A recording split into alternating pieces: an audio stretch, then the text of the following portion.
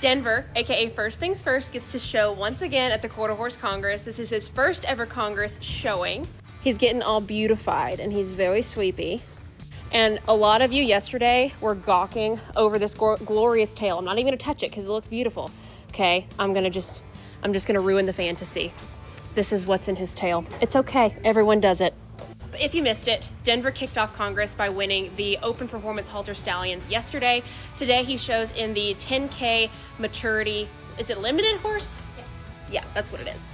So it's a Western pleasure class. He will walk, jog, most likely extended jog, lope, both ways. It's based on his movement. And today his trainer Aaron Moses will be showing him. We're looking very spiffy, Denny. So he's all ready. We just have to wait for his class now. So we'll see you then. The specific class that Denver was showing in is the 10K limited maturity Western pleasure. So there was actually two splits, meaning there was about 40 horses in the class. That's too many horses to have all at once showing. It's too many horses for the judges to keep up with. So you'll see Aaron there in the holding pen because he was in the second split. In the first split, my eyes were on Wildcard, who is another young stallion coming up. I love him and want to breed Ginger to him. Anyway, first split, they bring, I think, about 10 horses back to the finals. And then they do the second split and they'll do the same thing. So here comes Denver, extended jogging in. Mind you, I said extended jog, not extended trot. There's a difference. Now, let me just preface. I believe so much in Denver in First Things First. As a horse, I believe so much in Aaron as a trainer and them as a duo.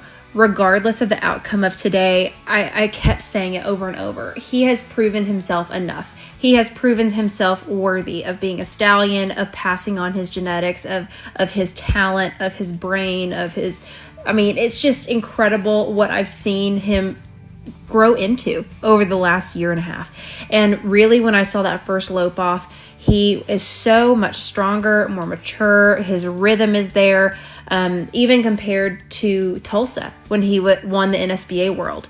And I do know that Aaron has been working him a bit differently lately. I think he's been moving about more. I think he's been doing more lead changes. And I think that has boded so well for Denver. I think it's kept him a little bit more intrigued. When he loped off in this class, I really just saw such a stunning animal that I cannot believe that I own. And I can 1000% say this is the best he has ever looked. And I don't think I was quite as nervous for the first cut. After watching his ride, I was like, he should come back to the finals, and he did. So he was the first one called out to make it back to the finals. That was so exciting to hear.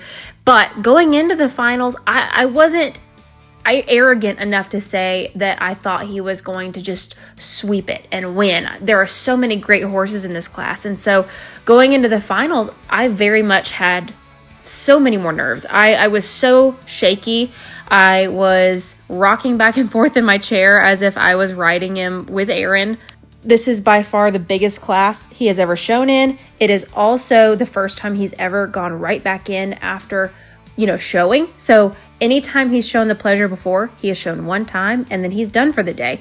And so that's a lot of strength. I was trying to whistle for him and it just wasn't working.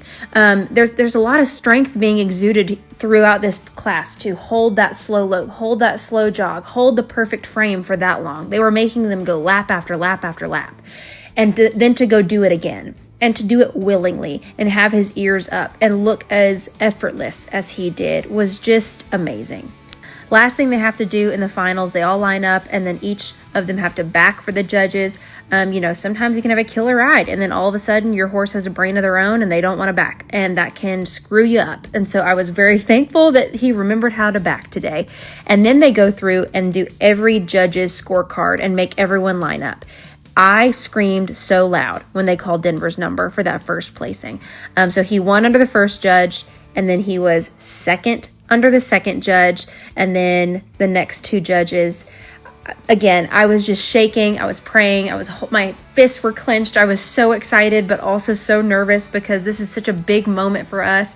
And the next two judges let him win again. And so they dropped the lowest, meaning he won those 3 cards, meaning he won the class overall. And so we all grabbed all the goodies and ran out to him to take our picture with him, the whole crew.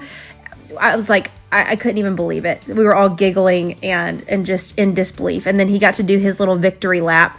So I handed him the trophy not knowing that, and then took it right back because he needed to go do his victory lap. And we're all yelling at him to do a lead change. So stick around and watch how he pushes him out and then does a little lead change, which I think Denver is just so incredibly talented at. So I can't believe Denver 2 days in a row has won 2 Congress champions.